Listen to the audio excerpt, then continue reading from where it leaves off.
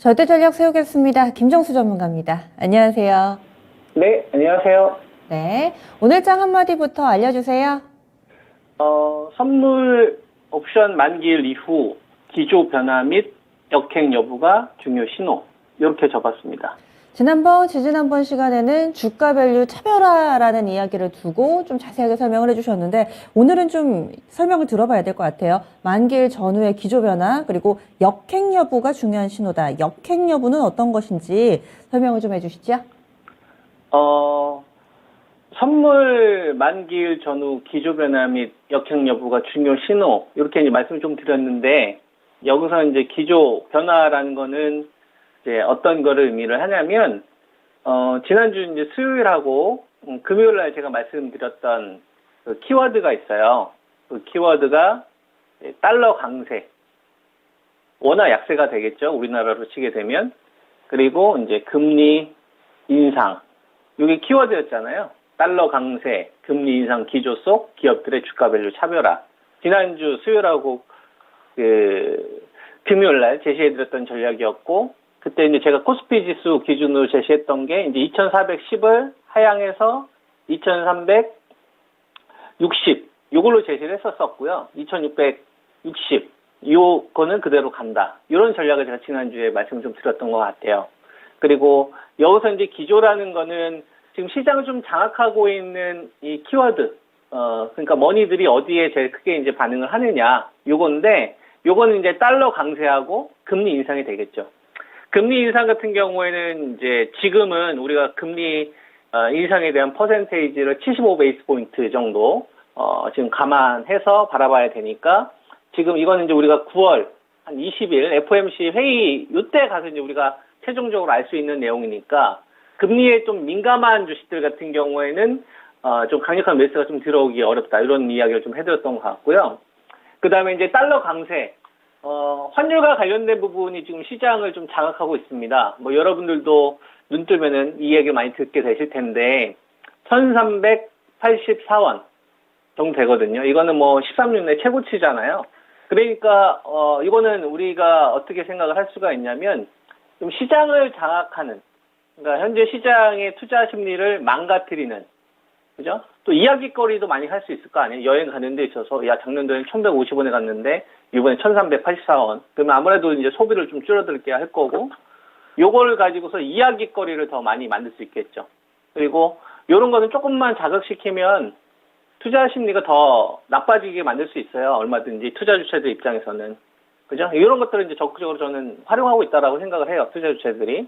그리고 현재 시장에서 우리가 또 같이 주목해서 봐야 될 거는 뭐냐면, 이번 주가 선물 옵션 만기라는 거. 그러니까 지난주에 선물 세력단이 등장했다는 이야기를 좀 해드렸었는데요. 이게 좀 잘 안 보이실 수도 있는데 제가 육성으로 할 테니까 잘 들어보세요. 그러니까 이번 주 내일이 이제 만기일이잖아요. 그래서 보면 지난주에 금액 기준으로 한 7천억, 6천억 이렇게 이미 매도 포지션을 좀 취해놨어요. 그러니까 하방에 대한 변동성이 얼마든지 좀 나올 수 있는 이런 구간을 만들어놨다. 그래서 오늘의 하락은 뭐 대내적인 악재 요인도 분명히 있었을 거고, 그 다음에 거래량의 어떤 감소라든지 이런 요인도 있겠지만, 선물 쪽에 좀 포지션, 그러니까 기계 힘에 의한 하락의 요인이 더 크다라고 저는 판단을 좀 하고 있습니다. 이렇게 이제 보고 있는 거고, 그리고 이런 구간에서 이제 우리가 생각을 해야 될 건 뭐냐면, 이제 두 번째 제가 단어로 좀 써놓은 건데요. 기조 변화라는 거. 그러니까 투자 심리가 언제쯤 살아날까? 이게 이제 투자가들한테 제일 궁금하잖아요. 하락장이 좀 지긋지긋하기도 하고, 약세장이 진행된 지 한 1년 정도 됐으니까. 이런 건 기조가 꺾여야 되는 거예요. 환율이 급락이 됐었을 때, 그죠? 환율이 좀 급격하게 무너진다거나, 유가처럼 하다못해 조정폭을 좀 키운다거나, 이런 식의 흐름이 나왔을 때는 좀 투자 심리가 회복이 되겠죠. 그리고 이제 할인도 멈추는 흐름들이 많이 나올 거고, 그때까지는 계속 종목 변동성을 키우면서 시청자분들을 계속 괴롭힐 겁니다. 계속 불안을 키울 거고, 그 다음에 악재를 더 믿게끔 분위기를 만들어 갈 거고, 여론도 그런 식으로 다 흘러갈 거라고 저는 보고 있고요. 그럼 주식하는 사람들의 입장에서는 우리가 어떻게 대응을 해야 되느냐? 이때는 제일 중요한 게 역행 신호예요. 역행 신호. 그러니까 역행이라는 키워드를 제가 좀 제시를 좀 해드린 건데, 요건 이렇게 생각하시면 될 것 같습니다. 우리가 주가가 호재가 나와요.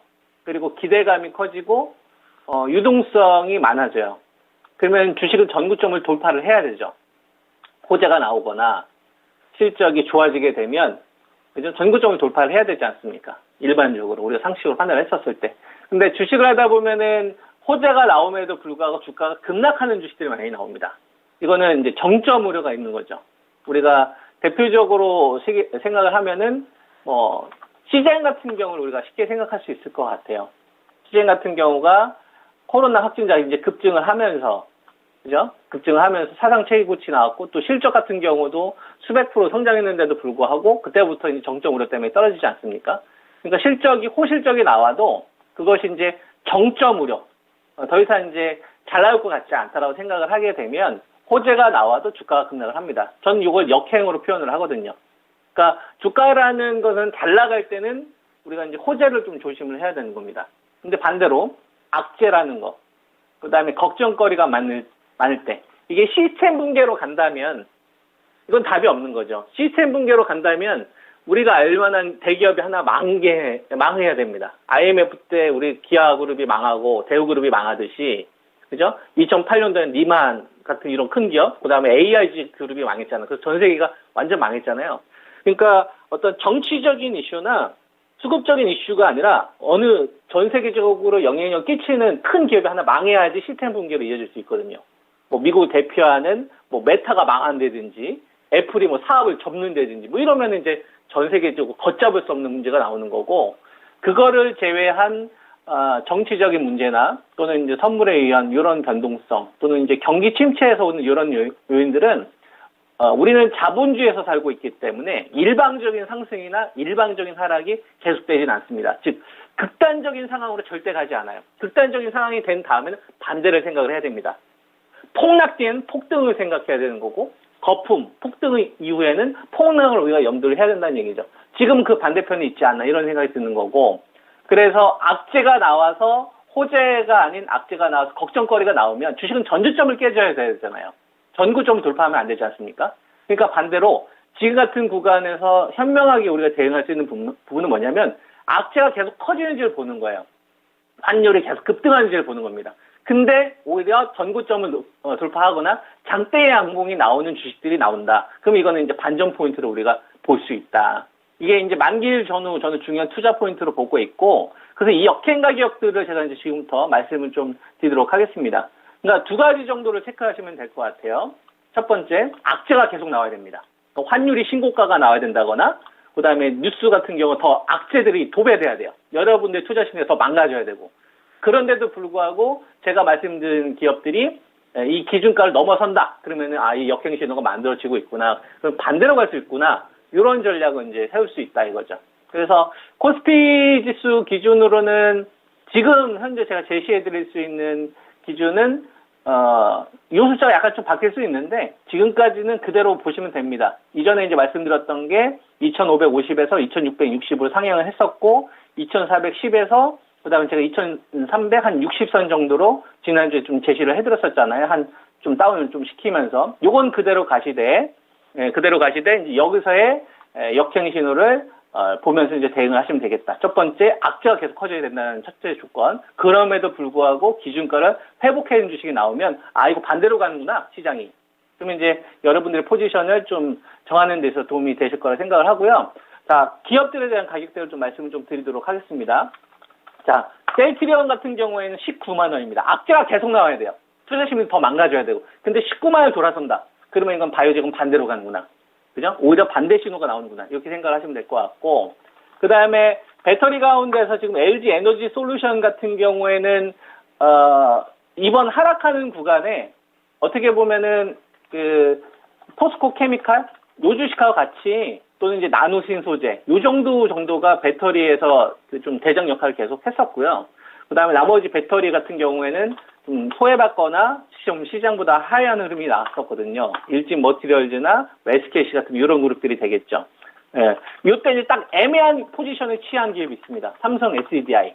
그러니까 이게 무슨 얘기냐면 지금까지 배터리 흐름을 이어갔었던 게 LG 에너지 솔루션과 포스코 케미칼 이런 주식이었는데 중간급에 해당하는 삼성 SDI가 오히려 강해지기 시작한다. 그거는 자금을 순환시키겠다는 얘기예요. 이게 역행 신호입니다. 배터리 내에서. 삼성 SDI가 강해지는 시점. 그러면은 배터리 쪽에서 지금 전저점을 깨지는 주식들도 오히려 여러분들이 반대 신호가 나올 수 있겠구나. 이렇게 생각을 하시면 되겠고요. 그 다음에 반도체와 관련된 악재가 되게 많습니다. 악재가 계속 생겨야 됩니다.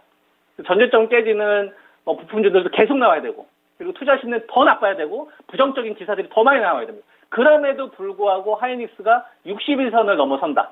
그러면 104,000원에 대한 꼬리가 빨라질 수 있겠구나. 이렇게 생각하시면 돼요. 제가 말씀드린 거 계속 잘 한번 들어보세요. 악재가 계속 생겨야 되고 하루 종일 부정적인 기사가 도배가 돼야 됩니다. 여러분들 투자하시면 계속 찔러야 되고, 그럼에도 불구하고 삼성전자가 61선 돌파선다. 그러면 이번 거가 다 돌아서는구나. 이런 식으로 여러분들이 기조 변화와 역행 여부를 놓고서 대응 전략을 가져가시는 게 좀 중요하지 않을까, 이런 말씀을 드리겠습니다. 네. 이번 금요일은 추석 연휴로 인해서 한 주 후 다음 주 수요일에나 뵐 것 같아요. 수고 많이 하셨습니다. 고맙습니다. 네, 명절 잘 보내세요. 네. 김정수 전문가와 함께 했습니다. 지금 현재 구간에서 좀 바닥이다라고 생각하실 분들, 여기서 악재가 좀 더 나와서 관련된 종목군들에 어느 정도 반영이 돼서 그 종목군들이 버티는 모습이 좀 확인이 돼야지 그게 또 바닥 시그널이다, 이렇게 좀 설명을 해주시네요. 절대 전략까지 들어봤습니다. 저희 준비한 내용 여기까지고요. 다양한 투자 판단에 대한 도움 말씀드렸습니다. 종목의 상승 하락을 보장하지는 않습니다. 1시간 동안 상당히 좀 힘들었는데 우리에겐 5시간 30분이 남아 있습니다. 이 시간 동안에 더 나빠질 수도 있고요. 여기에서 또 역전의 시간으로 좀 활용해 볼 수도 있겠죠. 계속해서 토마토TV와 함께 오늘 일정도 잘 이겨내 보시기 바랍니다. 저는 장 마칠 때 다시 찾아뵙겠습니다. 고맙습니다.